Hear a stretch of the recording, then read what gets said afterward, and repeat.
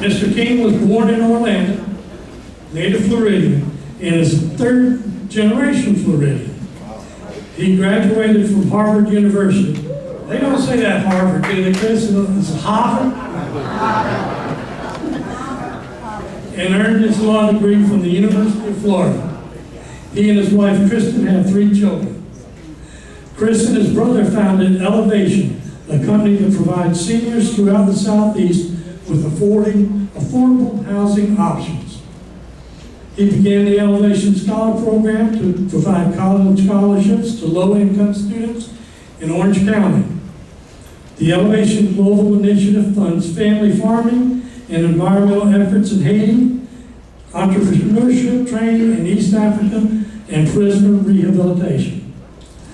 His father, David King, led the successful battle against illegal gerrymandering in Florida.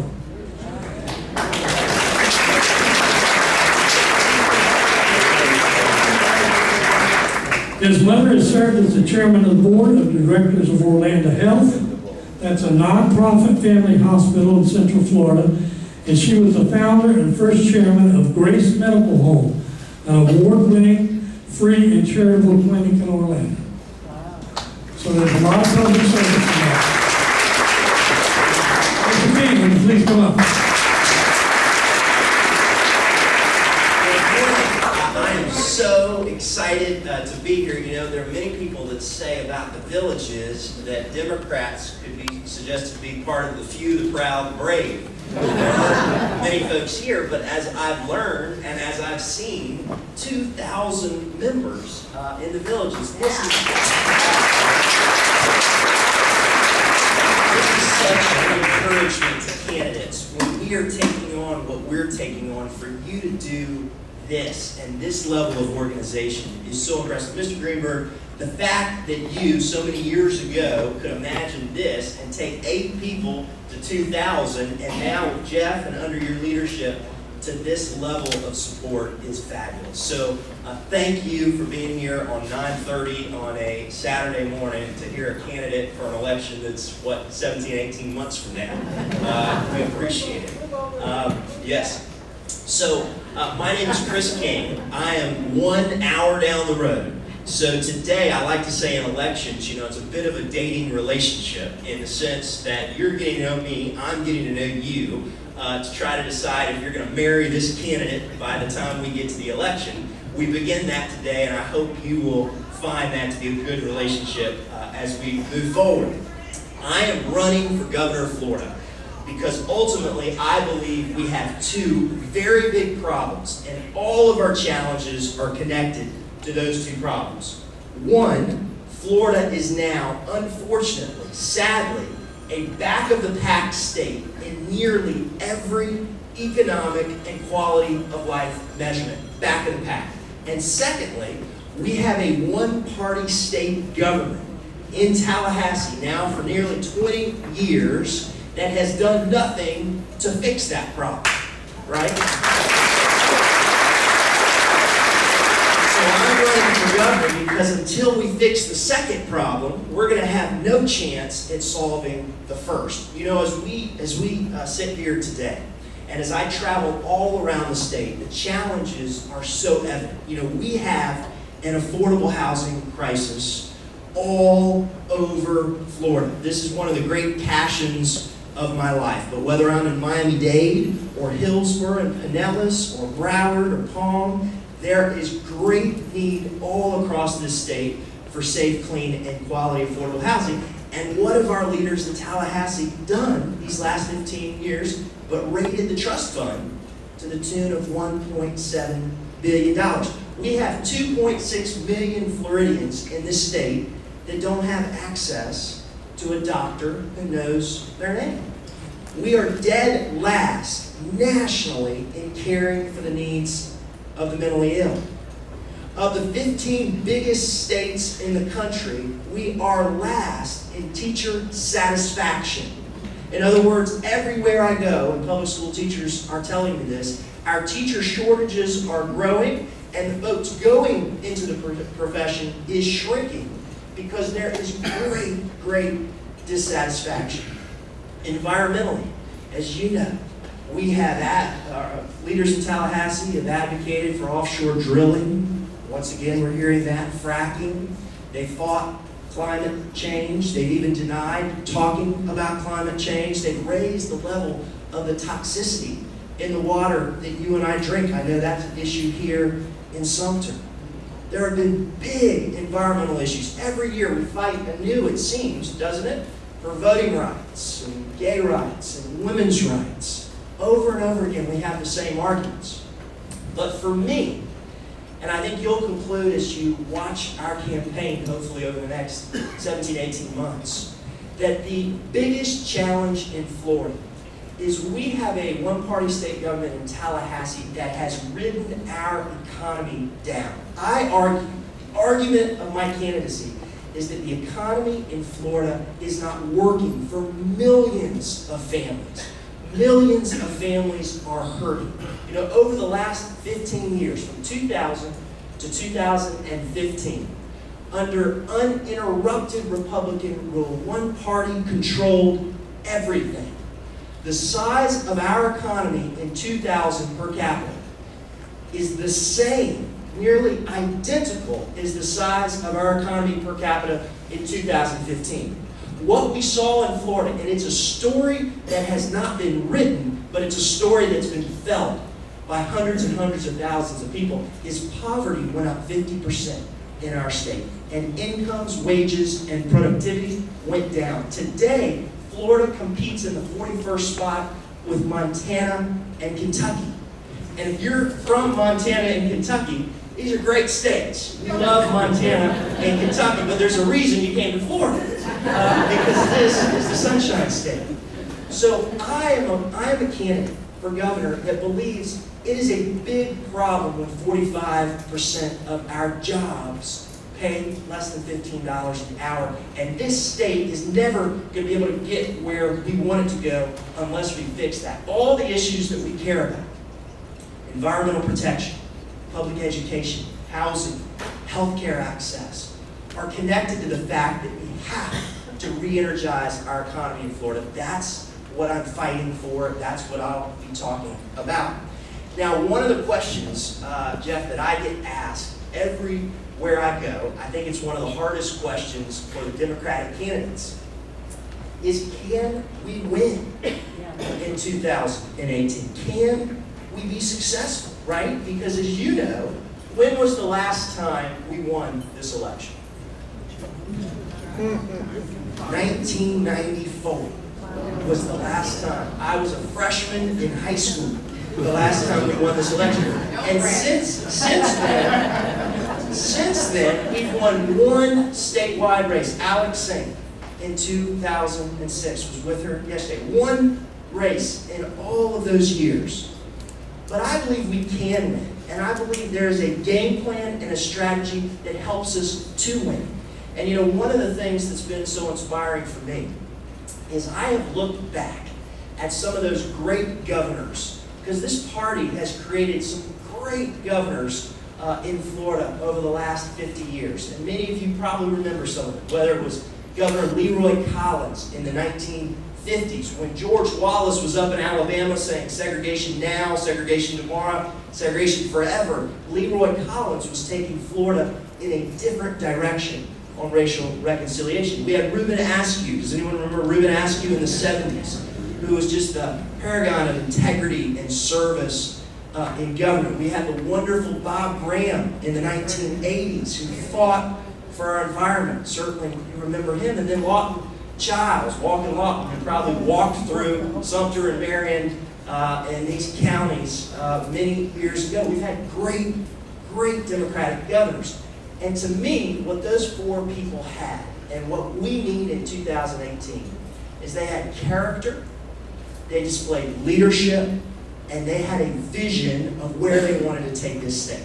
So allow me to kind of introduce myself through those lenses. Character.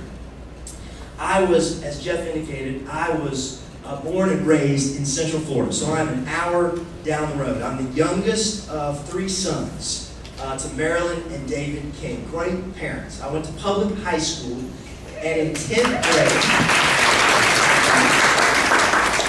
in 10th grade, I met the girl who would become the woman who would become my wife. She was a senior. I was a sophomore. It was a problem for her. It was an opportunity for me. And it worked. We have now been married 15 years. We have 3 small children, Charlie, Mary Grace, and Luke. Luke woke up with a throw-up bug this morning, so my sweet wife is an hour down the road working with him. And we have built a life here in Central Florida. My dad, if I could say anything that he taught me, because he's a wonderful man, he taught me integrity and toughness. He said, you gotta be the same person in public that you are in private. And you have to be willing, when the moment comes and the battle presents itself, to take on bullies and take on tough challenges. And many of you know Fair Districts, which he fought and won for the state of Florida and put partisan gerrymandering on the ropes in the state of Florida, was a David versus Goliath battle that we won, and one of the great progressive changes of the last 10 years in Florida. My mom, I think if I'd say she taught me anything, it was service and giving back. Mom led our healthcare, our nonprofit healthcare system in Central Florida for many years. She started a free and charitable clinic. And from an early age, she impressed upon me, and I think this is very relevant in the times we're living today, that everybody should have access to great quality health care.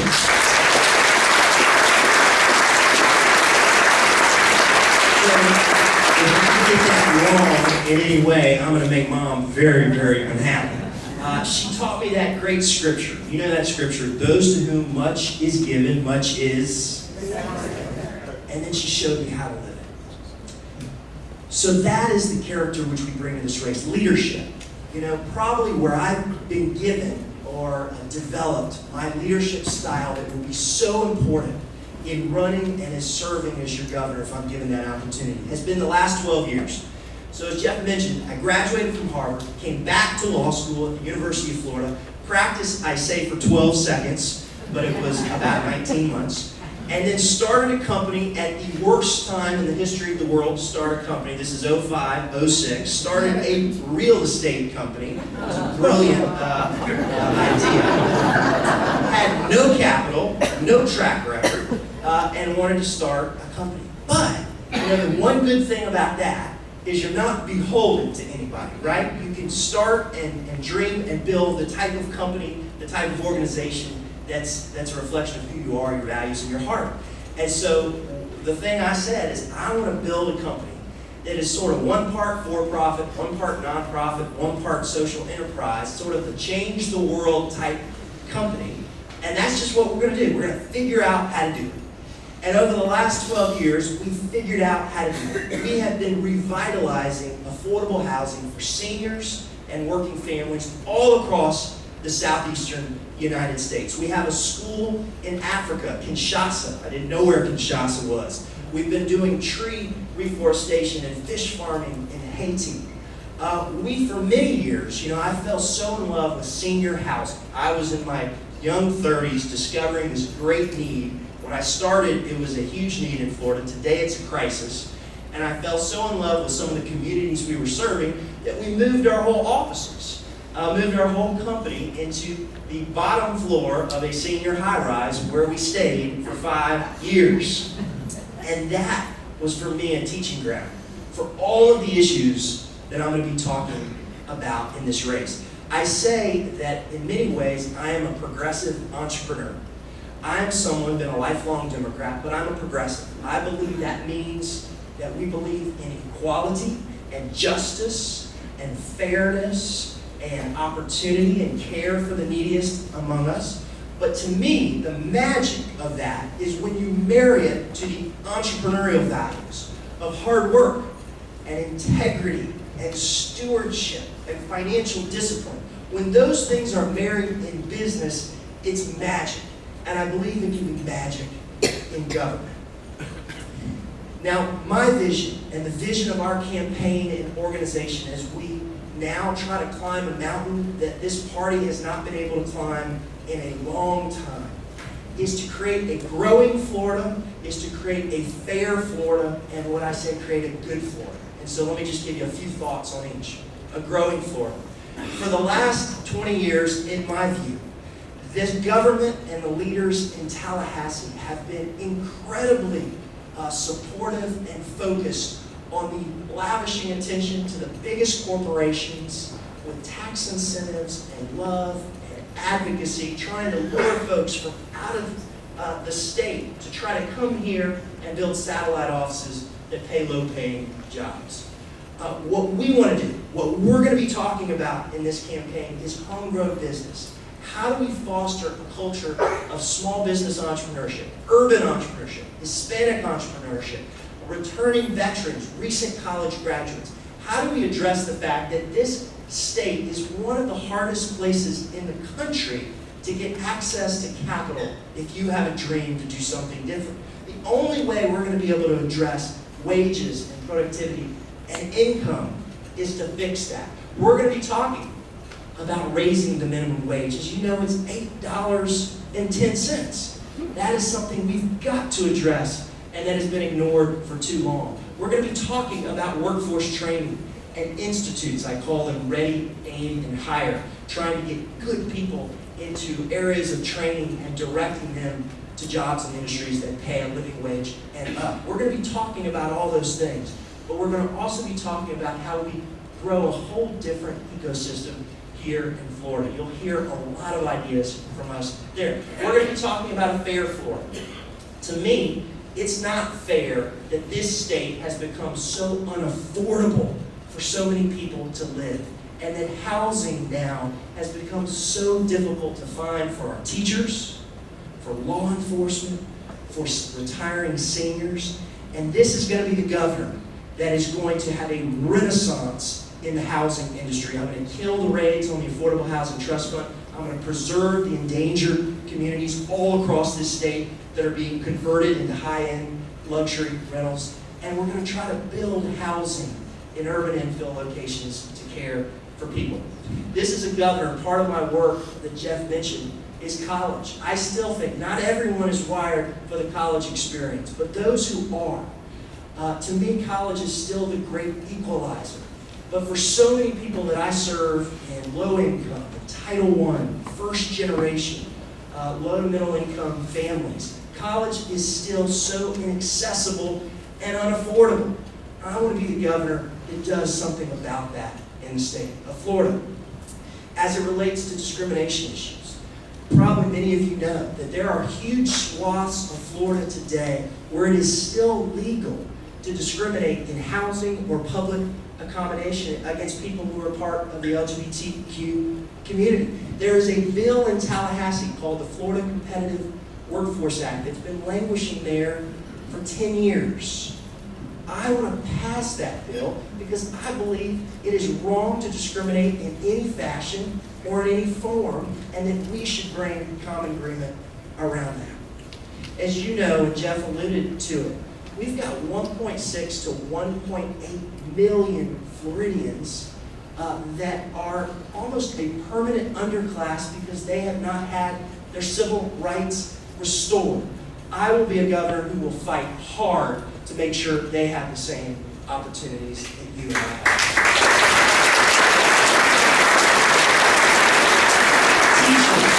Teachers, many of you are probably retired public school teachers. And you know, I'm, as you can imagine, speaking to a lot of teachers all over the state.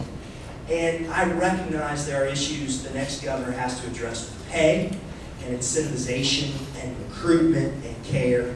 But the thing I get most consistently from public school teachers is the concept that there feels to be so little respect anymore for the profession of teaching. You know, 90% of our students are in public school, and 90% of our conversation is about, it doesn't make sense to them. And it makes them feel as if a profession that they felt called towards has almost become a menial labor type job. We've got to change that. The environment. You know, there are some big issues in the environment in Florida. And the next governor has got to be a champion for those issues. I am somebody who opposes fracking, who opposes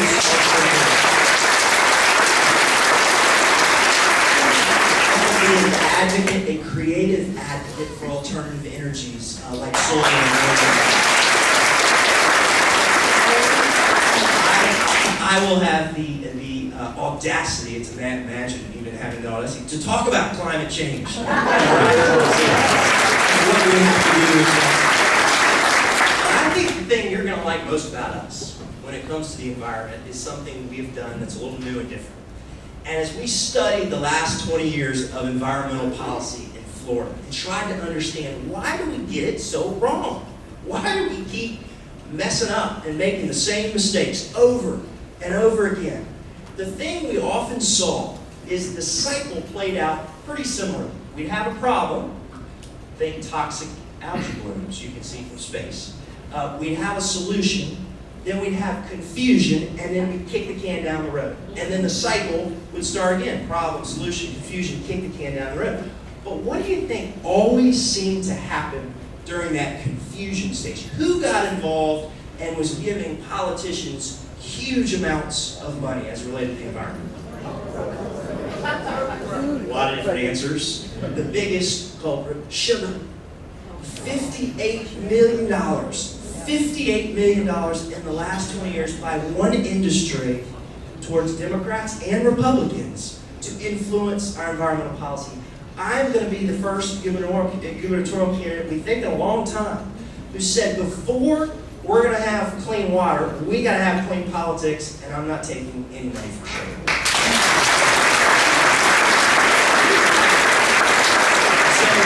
So in closing, I want to be back here a lot. This is a long election, and we've got some big challenges. But you know, like many of you, I was inspired by Bobby Kennedy. And Bobby Kennedy had that great line, you know, and we all know and love well. You know, some people see things as they are and ask, why? We dream things that never were and ask, why not? Why can't 2018 be the year that we win this race and we transform Tallahassee? I think we all agree it is not right and it is not just that we have an affordable housing crisis in Florida, that 2.6 million Floridians don't have access to a doctor, that one industry controls environmental policy in Florida, that it's still legal to discriminate against the LGBTQ community. It's not right and it's not fair. This is a party that dreams, a party of Franklin Roosevelt to a party of Barack Obama. We do big things.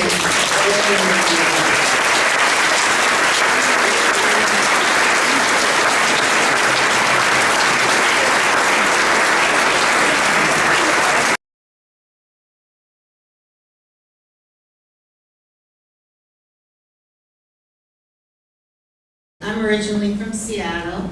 I'm a retired therapist and principal. And one thing you didn't emphasize was the opioid crisis in the nation. Marijuana is legal in Seattle. 70% legalized it here, and yet the legislature has done nothing to deal with it except put stops on it. I had a spinal stroke in Seattle. Marijuana helped me with the pain. Opiates is a terrible, terrible thing, and it's ruined many lives. Could you please talk about what your opinion and why the legislator has put a bash on it? Yes, thank you for the question. You know, it fundamentally is the biggest challenge in Florida politics. What you raise is the medical marijuana, right? 70% of the people across the state, probably many people in this room, voted for Amendment 2, right? And yet we don't have the implementation of Amendment 2, something that we all support. But this is the common theme to one-party state government. Fair districts was the same thing. Does anyone remember the Forever Florida Amendment of 2014, where we were trying to fund environmental conservation? Again, not implemented. Over and over and over again, citizens say they want X. and the legislature gives them why. We've got to implement the medical marijuana amendment. I agree with you, the opioid crisis. One of the legislators we're working so closely with has been one of the most courageous voices on this issue down in Miami, Nick Duran, Representative Nick Duran, working for that. This is a big issue in Florida, and it's exacerbated by the fact that we have gutted our health infrastructure over the last 20 years to be able to deal with this public health crisis. So I will work to implement the medical marijuana ban. Thank you for the question.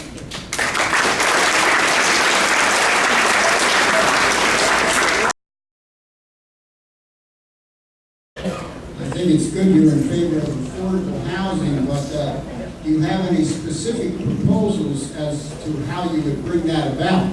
Yes, sir. Yes, that's probably the area of one of my greatest passions. So the first issue is what the governor can stop from happening. So we have something called the Affordable Housing Trust Fund. My company never took public money, but for many who build and preserve affordable housing across this state, they require to build it.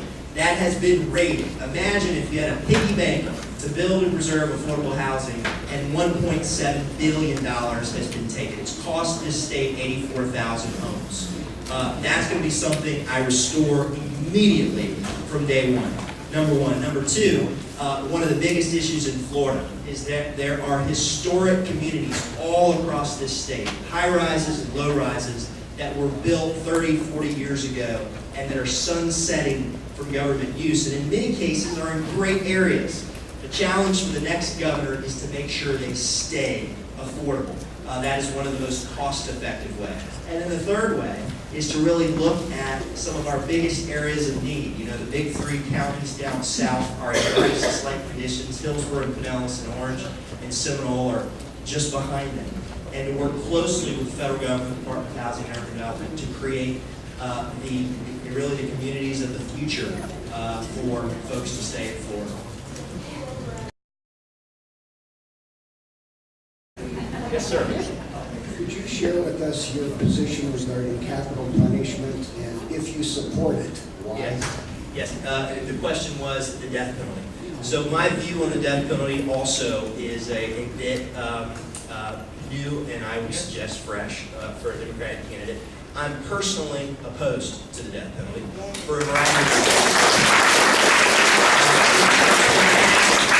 reasons. Many of you were sort of from the same place, so you would know the variety of reasons that I would be opposed to it. The challenge for the governor is he's not a policymaker. We've changed the law to now unanimous verdicts, as you know. This was a big deal with State Attorney Ayala, if you follow that here. And the challenge for the next governor is how to work for the decline of the penalty while recognizing that they still have a constitutional obligation if indeed juries come down to unanimous verdicts. So I'm personally opposed to it. I will have to enforce it until it is eradicated, but I will be working for its decline.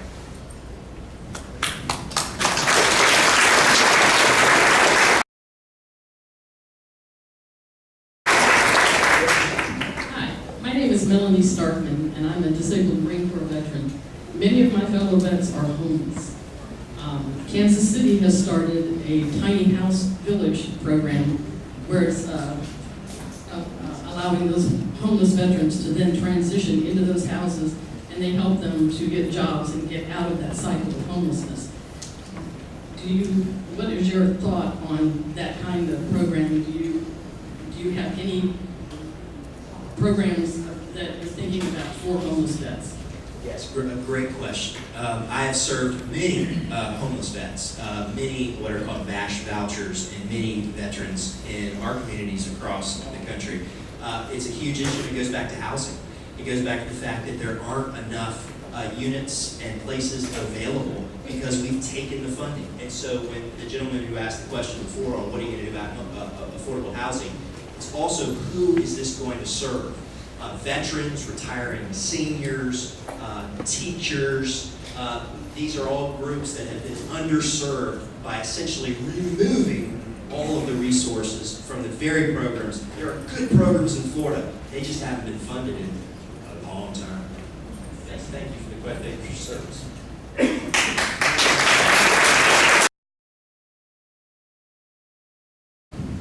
you for your comments. I was wondering, did you have any thoughts about running for the legislature first to kind of make it a viable move from private citizen to the big job of governor? I'm wondering what your thoughts on that. Sure. So the question is, why governor?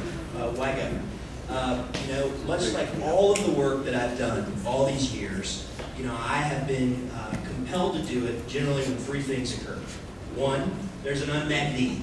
We've got an unmet need in Florida. We haven't won this race or fielded candidates who've been able to win this race in more than 20 years. Two, that leadership is missing, that there is not a vision. In my view, the biggest issue of Florida right now is how to rebuild this economy.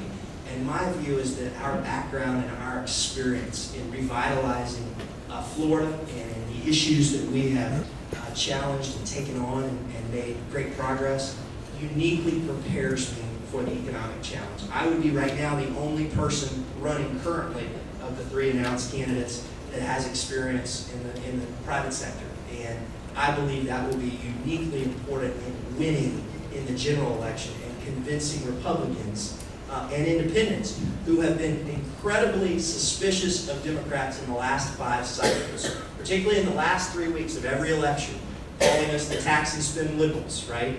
The folks that don't know how to manage the business of Florida.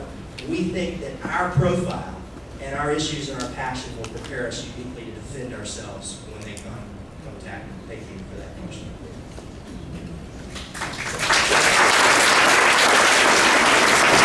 One of the things I always look for in a candidate is, you well know, when you ask a person, either a politician that's in office or a candidate, you really get a straight answer. They'll beat around the bush, and Webster's famous for that.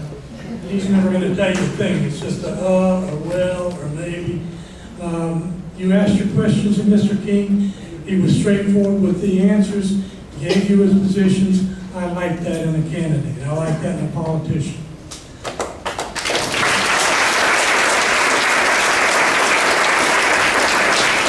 In a wrap-up, thank you all for coming today, and we'll see you next month. Don't forget breakfast. I'll see you in the hill.